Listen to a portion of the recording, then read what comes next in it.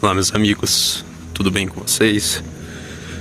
Bom, hoje caminhando nessa trilha aqui, como sempre, minhas reflexões se despertaram, né? E hoje a minha mente decidiu abrir a caixa para falar sobre a nossa finitude. E a finitude, o que deve ser isso e o que é de fato? Nada mais é do que a nossa própria dimensão horizontal como humanos, né? Eu começo esse tema falando de um pouco mais diretamente, porque é uma coisa assim que nos últimos dias tem perpetuado na minha cabeça, né? O quão pequeno a gente é, quão pequeno é são nossas preocupações, nossos medos, nossas vontades. Eu sou o primeiro a pensar isso, né? Muitos antes de mim pensaram essa mesma coisa, mas é sempre bom a gente resgatar o que os antigos pensavam, né? E o que faz a gente tão esquecidos, tão distraídos, que nos faz ignorar a nossa própria finitude. A gente vive num plano horizontal. E um plano horizontal nada mais é do que um plano como este. Óbvio, né? Um plano reto, um plano, né? Mas a gente não consegue levantar a cabeça em nenhum momento para olhar para os céus e contemplar, caramba, porque a gente vive este plano e porque a gente vive como vive, né? Ao efetuar este movimento, a gente contempla o cenário vertical que está acima de nós. Ora, assim como é melhor para o porco que ele olhe para cima do que para baixo, também é melhor para nós que olhamos para cima do que para baixo, né? Porque para baixo rastejam as serpentes, os crocodilos, caminham as formigas, e para cima voam os carcarás, as arpias, as águias. A gente sempre se concentra neste plano corrosivo, neste plano fraco, mas nunca a gente olha para os céus e considera as nossas próprias naturezas. O que há aqui debaixo do sol são seres finitos, e cada um que vive debaixo do sol também tem a sua própria finitude. Cada um está submetido a um tipo de labor diferente. Os animais, por exemplo, devem caçar, abater e comer. Já os homens eles trabalham, recebem e negociam pelo seu alimento, pelo que receberam. Cada um vive uma ação de trabalho diferente, e isso faz a nossa própria finitude, da nossa própria existência cansativa. A gente vive uma natureza que subjuga os mais fracos e mantém de pé os mais fortes. E devemos sempre nos lembrar disso.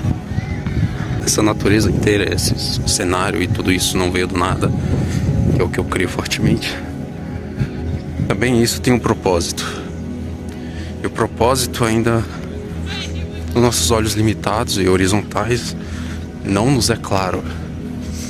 Mas se pararmos para ver toda a complexidade universal, a gente tem uma ideia que alguém por trás que fez todas essas coisas, fez todo esse cenário, fez todo esse horizonte, fez todo o nosso espaço, né? E ele é maior do que o cosmos, do que os astros, do que absolutamente tudo. Se ele é pessoal ou impessoal,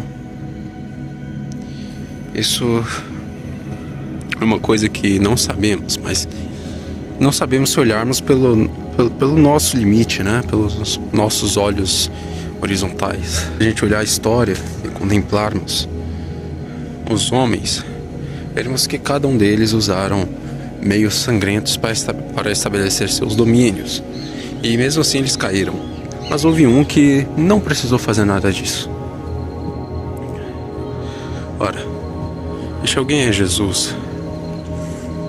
Apenas com mensagens de amor, paz, renúncia, foi capaz de nos apresentar o organizador cósmico por meio dele mesmo. E sem usar nada de ferramentas humanas, pôde estabelecer seu domínio perpetuamente. Tanto que qualquer cultura conhecida hoje conhece o nome Jesus. Quando olhamos os animais, pensamos nós, ora, eles vieram de algum ancestral antigo. Mas o que pensar dos humanos? Também vieram eles de algum ancestral antigo? Porque se você acha mesmo que os nossos 2 olhos, uma boca, um nariz, 2 braços, um corpo para suporte bípede, né, vieram simplesmente de um ancestral em comum, e esse ancestral veio de outro ancestral, e esse outro ancestral veio de outro ancestral, eu te faço a pergunta. Eu contemplo tudo o que há debaixo do sol, e eu carrego comigo essa dúvida. Pela minha capacidade lógica limitada devido à natureza horizontal que estou preso, não consigo pensar mais do que além do cosmos. Ora, cada um de nós somos miúdos, somos bem pequenos, sem capacidade de portar uma condição magnífica dentro de nós. Pois, como eu disse, estamos submetidos a um labor extremo, igual ao dos animais. Porém, o organizador cósmico, segundo as evidências que nossos olhos podem enxergar, fez-se homem e ofereceu-nos a porta para vivermos uma vida sem labor e em uma realidade ausente de dor, tristeza, sofrimento, tudo que é de negativo. Porém, para que o acessemos, é necessário que abdiquemos de toda a nossa lógica horizontal e demos o salto de fé. Isso digo não por influência de Kierkegaard, mas porque é realmente o que se deve fazer, né? Você quer chegar ao organizador cósmico com a tua lógica limitada e horizontal? Como vais fazer isso?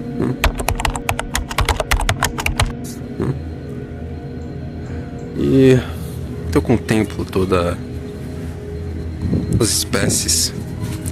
Eu percebo que os homens são definitivamente a espécie com a melhor habilidade de todas, que é a de contemplar, raciocinar e ter consciência. Porque com a consciência é 100% garantido que consigamos refletir. E com a reflexão vem também o autoconhecimento de nossas próprias condutas. O homem não é tão forte quanto o elefante, imponente quanto o leão, nem tão rápido quanto a lebre, mas ainda assim carrega a ele uma habilidade que nenhum dos animais tem, que é a consciência plena de si. E isso é tanto bênção quanto maldição, porque garante também que os homens cometam contra os mesmos de suas espécies. No entanto, eu veramente gostaria de dizer isso. Um humano que vive assim, que utiliza a sua melhor ferramenta, suas melhores ferramentas intelectuais para prejudicar outro da mesma espécie. E, enfim, para falar de outro ou ter uma conduta que não é própria de um ser humano racional, é um ser humano vulgar. É isso que penso. Não que eu esteja julgando alguém, mas contemplação minha. Porque veja, a boa ave usa suas envergaduras grandes e largas, com penas saudáveis para voar. Os elefantes usam seus marfins para travar lutas e liderar toda a manada. E bom homem, a sua consciência, a sua reflexão, o seu intelecto para o seu melhor, de sua espécie também. Não que por isso ele vá ser acima de outro ser humano, mas é com essa capacidade que o dá poder para ser superior aos animais. E para ser semelhante à boa ave e ao bom elefante. Mesmo tendo todas essas condições benéficas à sua existência, também isto é uma redução. A terra abriga a vida, Mas pergunte a si mesmo, a Terra realmente se importa comigo por me dar a vida? Ou pelo menos a condição de viver, né? A Terra não te ama por isso. Ela continua girando em torno do seu próprio eixo em volta do Sol, sem se preocupar por ti.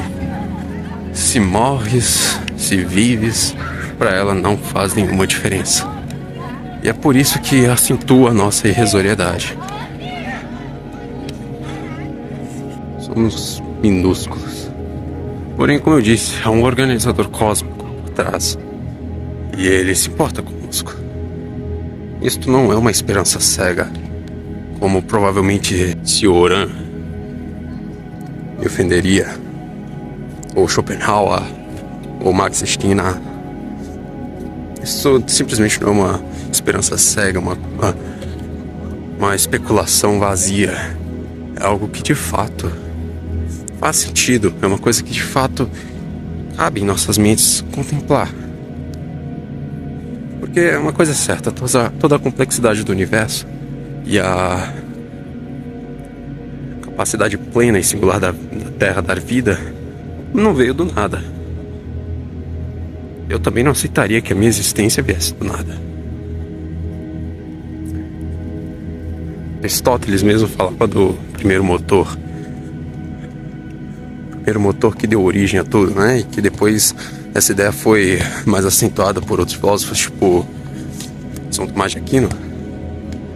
Mas isso é tema para outro vídeo. O que eu quero dizer aqui é que a todo esse limbo, a todo esse abismo, o organizador cósmico fez-se homem e entre nós habitou.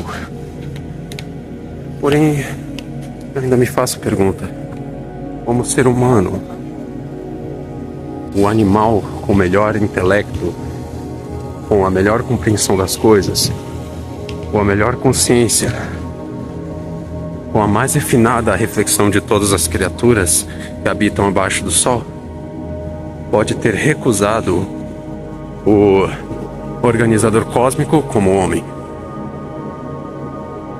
Como podem eles ter feito isso com Jesus, que realmente nunca errou?